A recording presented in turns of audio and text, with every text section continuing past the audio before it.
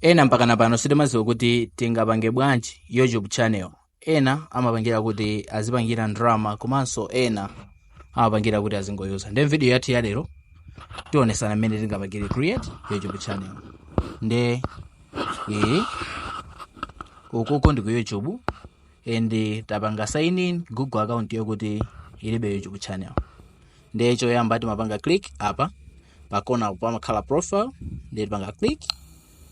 Tikapanga click tipita apalemba kuti your channel, tipangaso click pamenepa.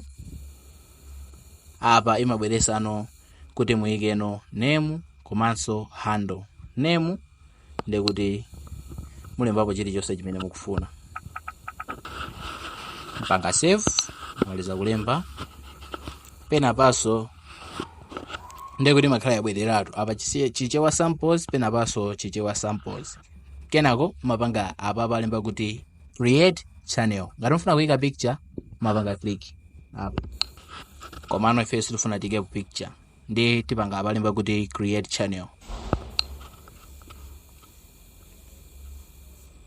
Mene muoneramu yalemba kuti channel created. Mene muoneramu apa yabweresa kuti titakuyamba kuponya koma videos. Ndi video yathu ya lero inali yokamba zimene zizi za YouTube channel. Ndi tintonaneso ku video ina. Ngati ndi funso tifunse popanga comment. Apo ayi tintonaneso ku video ina.